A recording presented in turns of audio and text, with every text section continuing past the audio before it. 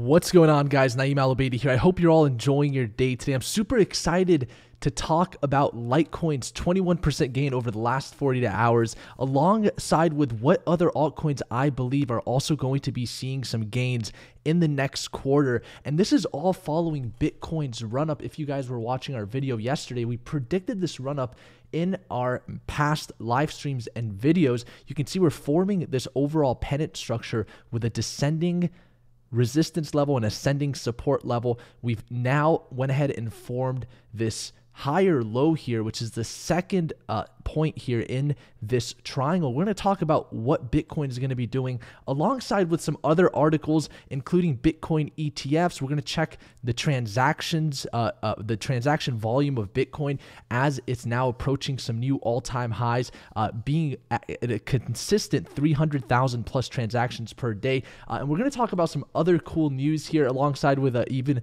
some bad news for Bitcoin. But let's first go ahead and pull into our Litecoin technical analysis. We'll also take some questions from our live audience throughout this stream. And as you guys can see, we went ahead and broke a very strong resistance level, which is exactly why we went ahead and saw this over 20% run up. If we were to calculate this in the last 48 hours, we've seen a 24.67% run up here for Litecoin. So let's take a look at what levels we want to watch, where the proper buy and entry points are going to be, alongside what is happening here with Litecoin's technical analysis.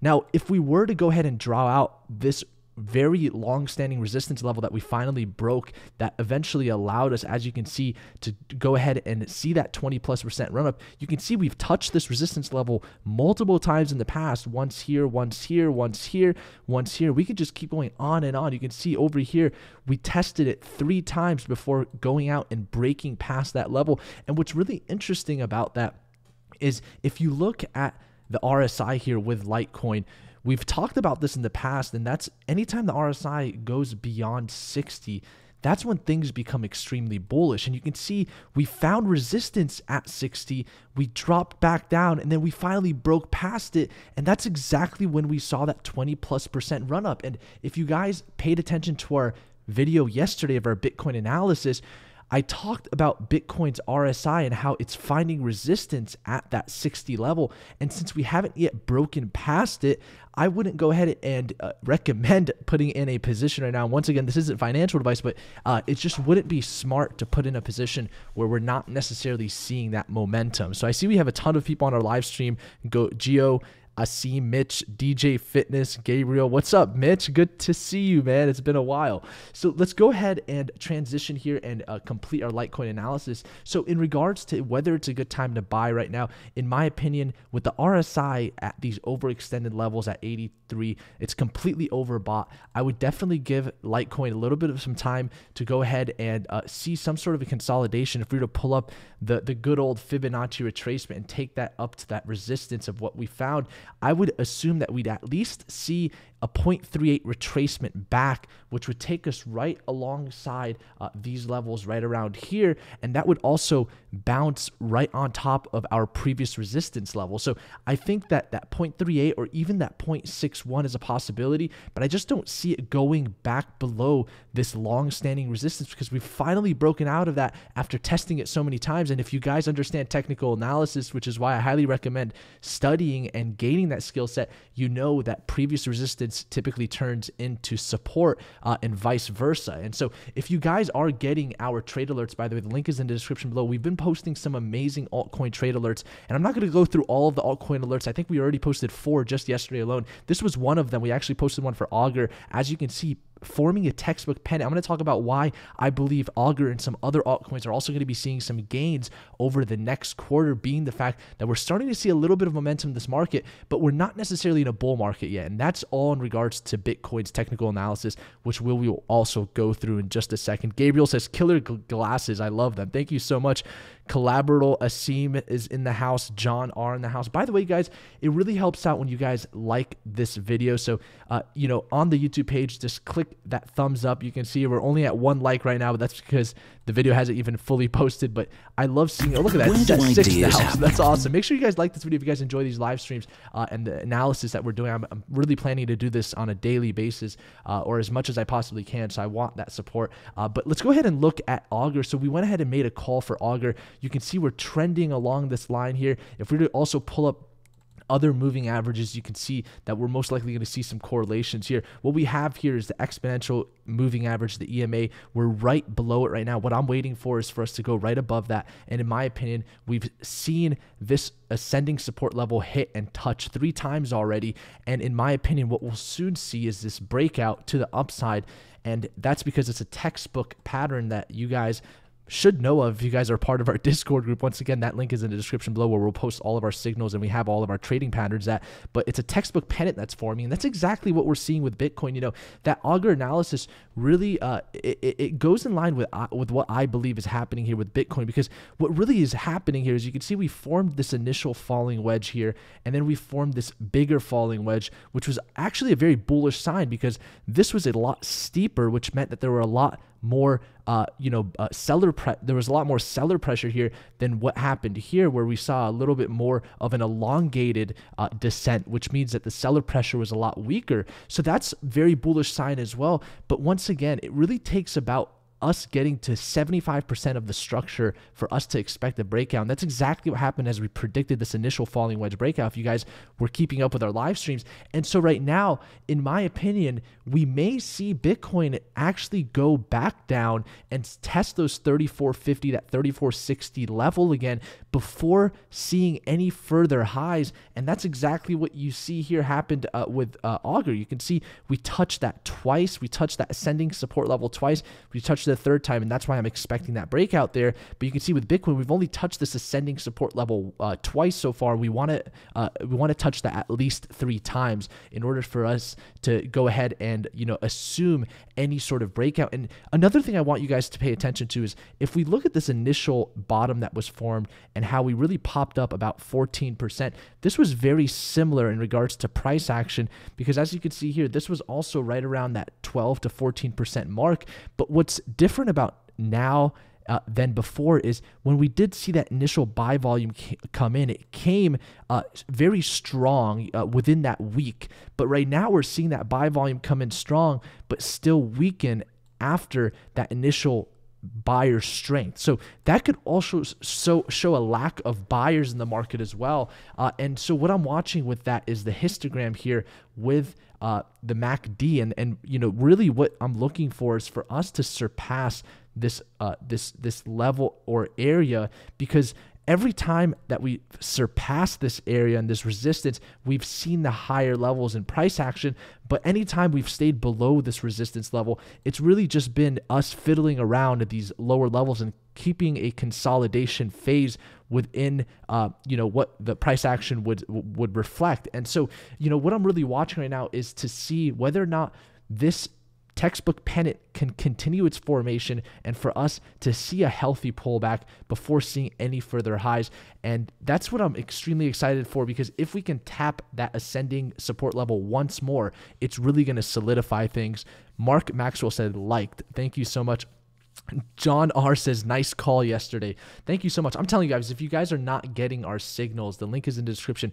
We have been killing it. I'm telling you, I mean, we're looking at every single altcoin in the market. As a matter of fact, let's go ahead and transition into the altcoins and talk about what's happening here and which altcoins I am watching here in the next quarter for some possible moves. Now, what's really cool about looking at coin market cap right now, at least something that I enjoy, and I don't know if you guys are going to agree with this or not, but we're seeing a very different lineup here. It almost feels like a different season of football or just a different season of basketball where, like the Rams, they came to the Super Bowl this year and it's been a while for them, right? But the Patriots, we always see them in the Super Bowl. So it's like with altcoins, obviously we see Bitcoin, Ethereum, and Ripple in the top charts. But when you start going to these lower levels here and looking at the top 50, you're seeing some new names. And I think that's exciting because what that means is we're starting to see development of new companies even after this quote unquote bear market. And what that means is, there are still investors that are optimistic about this market because they wouldn't be pouring their liquidity in the market if they weren't, right? So looking at the charts, you can see we're seeing some new names in this market. You can see Maker here. This is something that we not necessarily wasn't in the top, unless any of these altcoins have changed their names. Maker has never been in the top 50, at least from what I remember in the 2017 rally. And so it's cool to see a coin like that. Tezos, they had one of the most controversial ICOs, going through a ton of lawsuits, and now they're in the top 30. So very impressive for Tezos. TrueUSD, that was never there in the 2017 rally. So that's, that's in business now. Hollow is another one that I never saw in the 2017 rally. And now that's, here in the top 50. So there's a lot of these coins here that are just starting to come up. PundyX, that was actually the latter part of the 2017 rally. So I did hear a lot about that. Steam is really pushing back. I remember Steam in the top 30. Now it's in the top 50. So that's really not doing as well. And, we're not even seeing much development with EOS as well. And if you guys know, EOS and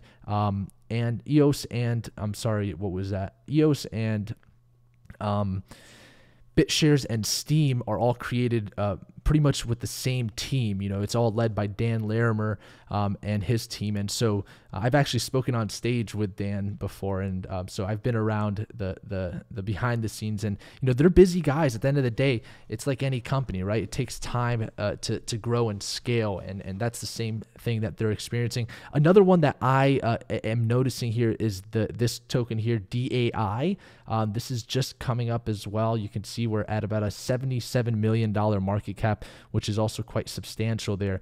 So what I'm really watching is to see which coins are entering this $100 million market cap range, because if we can look at that $100 million market cap range as a entry point for a potential top 10 coin, we can really catch these coins early on like we used to. I don't know if you guys remember how we caught Zilliqa back in the day. It was like in the top 60 at the time, and as it started entering those higher market cap levels, I took notice of it, and it eventually just shot up to the top, and we saw like 50-60% gains in a week. And so that's what I'm looking at right now. I'm trying to see which coins are entering that $100 million market cap range. And, those are really the coins that I would be watching if I were you guys. Those are the majority of our altcoin alerts as well, because with more liquidity, there's less manipulation. And so I want you guys to see if there's any questions that you'd like answered. And if so, go ahead and put it in the chat or in the comments as we continue this live stream. But I wanted to cover a couple headlines here as well. So now that you guys realize, in terms of what I'm looking for in altcoins, it's that $100 million mark. Now, what's cool is I saw this headline today. It says Bitcoin use is quietly surging back to its peak. And it's funny because this is just validating what we've been talking about over the past few weeks. And I didn't see an article until now about it. But after we mentioned it and made a video about it, now we're seeing articles about it. And you can see here, if we were to pull up this chart, we're seeing some very consistent transactions on a daily basis, over 300,000. That's a very significant mark for Bitcoin, because once again, the fundamentals may have not caught up to the technicals for Bitcoin, which might make Bitcoin an oversold asset right now that is devalued at where it's supposed to actually be. And what that means is, if we're seeing a fundamental increase in use case with Bitcoin, but we see prices continuing to descend, it's just really becoming an oversold asset class that is eventually going to have to pop and see higher price levels and see some sort of exuberance because of how oversold it's getting. And so it's something to really watch. What I'm really looking for with the transactions per day is to see if we can actually surpass the all-time highs that we saw that caused the December 2017 rally. Because if the December 2017 rally took Bitcoin to 20,000 US dollars, then what would happen if we surpass that in terms of use case? What would that value Bitcoin at? Obviously in 2017, people didn't know or have a rational legitimate number for Bitcoin. But now, obviously, there's been a lot more of a progression in the way that Bitcoin is analyzed, in the tools and the metrics, as we've talked about in the past.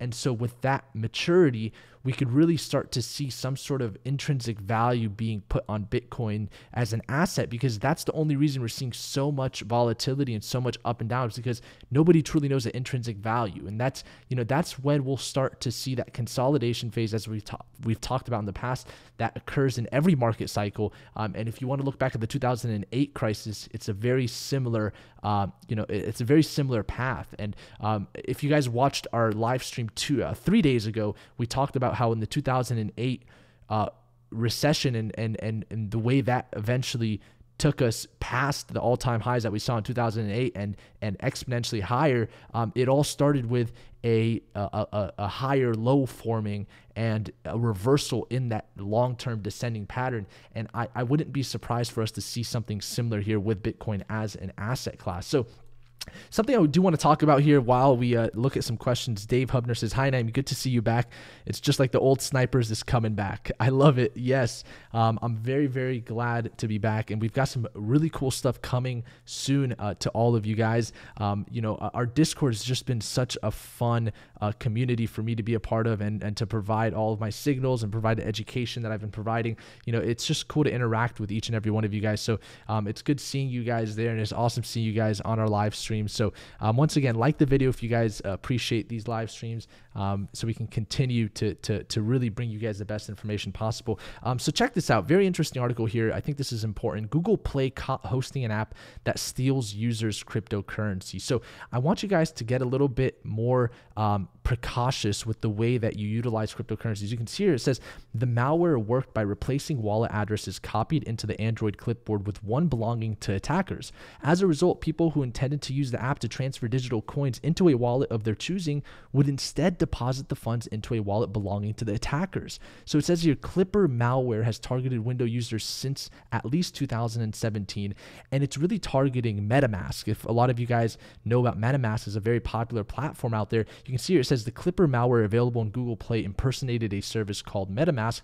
And when you continue this article, this is really where it goes into how to prevent stuff like this. It says this attack targets users who want to use the mobile version of the MetaMask service. So there's just seeing a loophole within the mobile version. And it says here, one way to don't get your crypto lost, some people are they're making thousands and thousands of dollars of transactions a day, and things can get risky in an early market like this. But what's really cool about this is how every asset class forms. This is how every commodity is formed, right? There's obviously never systems in place to first handle once an asset class is born, but as time progresses, as things mature, things eventually get done. And that actually is a perfect segue into this next article here. It says Bitcoin ETF will eventually be approved, the SEC commissioner says. Very positive news, because we once recently covered here about 2 or 3 weeks ago, Bitcoin ETFs not going through because of the government shutdown. But you can see it actually addresses that in this article. It says here, eventually do I think someone will satisfy the standards that we've laid out that Americans can get hurt? So it's basically saying that it takes now allowing Bitcoin to go ahead and surpass that $20,000 level. So you can see the SEC has rejected back in August of last year 9 Bitcoin ETF proposals. These proposals were based in Bitcoin futures rather than being backed by the physical coin.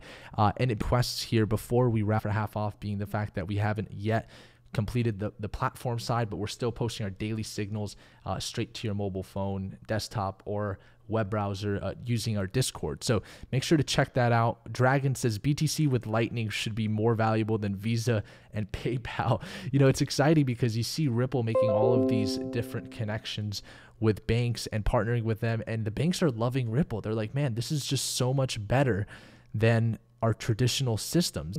Well, I think the fact that, this initial rally that was very simple. So in my opinion, we're still a little bit early in this triangle. I want to see this ascending support level get tested a third time to confirm that this is a point of consolidation. And, it's really a patient approach. I think the one good thing here is the fact that we talked about this here. This was a very steep a little bit more of a weaker seller market. And so I think that's the one positive thing here. Now with this volume, we can't necessarily tell what's happening, because this was still significant volume. This run up actually started a lot different than this one, right? This one started with a gradual increase in volume, while this one started with a very, very, hard, just a shot of volume that comes out of nowhere.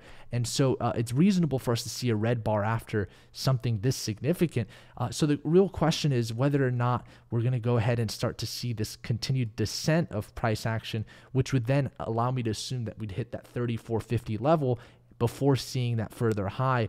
And it's something that we saw here with Augur. This is one of our signals that we posted for our members, and it's a more mature pattern of what we're seeing right now with Bitcoin, because you can see we've touched that support level 3 times versus with Bitcoin are now at only 2 times. So hopefully that answers your questions here. The late adopter says it will hit 3rd time triangle support. Well, interesting there. Bushido says, Naeem, great analysis as usual. Thoughts on IOST, please? We'll definitely have to do some altcoin requests soon, but I do want to stick to a topic that relates to the majority of this audience, because I am going to be heading out soon. So do you guys have any other questions on any of the topics that we covered today? If you guys have other conversations, Bushido, I'd love to see you on our Discord. That would be awesome for you to talk there. I'm on the Discord and I can respond there as well, and that's 24/7. So other than that, I think we're going to be wrapping this up soon. Is Neo still a good coin? So we're talking about altcoins. So here's what I'll wrap this live stream up with. In terms of altcoins, what I'm looking for is volume. I'm looking for use case. Which coins are being used? So if we were to switch this chart up a little bit and look at the top volume coins, you can see Bitcoin and Tether, obviously number 1 and 2. The majority of people that are margin trading and and international users are using these 2 coins to just go back and forth with, right? So you can see Ethereum and Litecoin also in the top 5 here. But then you start going down to these lower levels and you start to see some familiar names, right? EOS, Ripple, Bitcoin Cash, Tron, Ethereum Classic, Dash, Zcash, Quantum, Stellar, Neo. We continue to see these familiar names, but oh, what is this? Paxos Standard. This isn't a familiar name, right? This isn't a coin that was around during the 2017 rally. This coin wasn't around in 2018. When did you guys hear of Pax? At least it wasn't something I was watching in the top 20 on Coin Market Cap. So you start to eyebrows start to rise when you see coins like this that weren't here before, seeing significant amounts of volume to the point where, number one, it's over a $100 million market cap. What does that mean? That means that that's a pretty good amount of liquidity. Typically one investor won't go ahead and invest 100 million into a coin. That's typically a multitude of many investors, if not dozens of investors, investing a significant amount of capital and a portion, and a lot of that being retail investors as well. But typically when coins are launched, there are, those big investors that, make up the majority of the coin. And then you start to look at, you start to compare the volume of where it was previously to where it is now. And what's cool is you can see here, this coin here in terms of Satoshi value has risen gradually over time. So it's also looking good in this macro scale. And so when you start to see these micro and macro indicators showing positive growth for coins that weren't necessarily here during the run-up, it really raises an eyebrow, because now investors are a lot smarter than they were in 2017. So for them to make a coin like this Pax coin, which is a number 39 coin, so it's in the top 50, but it's in the top 20 of volume, that's a significant feat for a coin like that. And so, those are the type of coins I'd be looking at right now in regards to potential increase in market cap over the next quarter. And so I wouldn't be surprised for us to see this Pax coin in the top 20 in terms of market cap in the next 2 to 3 months, right? And the reason I say that, so somebody said Pax is a stable coin. Okay, so that's probably not a good example, but there are examples that relate to this that aren't stable coins. So like another example here would be crypto.com, right? It's at number 89. It's in the top 30 of volume, and this obviously isn't a stable coin. And so if we were to actually look at the analysis here, we can probably find similar indicators to what we saw here with Pax. But the point is, we're looking for coins that weren't necessarily here in the past. You can see this coin, it's being used quite significantly, and it's seen a long period of consolidation, right? So what that can make you assume is this coin is completely being oversold, but now it's being used a lot more. And so, that's really what I would be looking for. And the reason I say that is you have to understand this. At the end of the day, the only coins that are going to be here 5 to 10 years from now are coins that have use case. And so, coins like the BitTorrent, the BTT coin, that's a coin that I'm excited about personally because it's already applying to millions of users on the BitTorrent application. And so there's already instant use case for that coin, which is why when it launched, we saw it in the top 5 of volume for that time frame. And so I would be looking for which coins have use case because those are the ones that we're most likely going to see seeing any sort of significant increase in the next quarter. So hopefully that helps out. The late adopter says, pro tip, everybody's watching the 200 weekly moving average. Nobody's watching the 50 monthly moving average. Yeah, the further you go in time frame, the more strength you'll find. And so Bashid says, Naeem, great analysis as usual. Thank you so much. I think we read that one already. So I'm going to be heading out. I have a meeting with our developer, but I really appreciate you guys tuning in. I hope you guys enjoyed this. Did you guys enjoy this live stream? Go ahead and leave your opinion in the comments below. And I cannot wait to see you guys on the Discord. So thank you guys so much for tuning in today. And I'm going to be heading out. JRM O'Brien says, like grin. Virez says, yes, I enjoyed it. Awesome. The late adopter says, best coins doesn't necessarily win.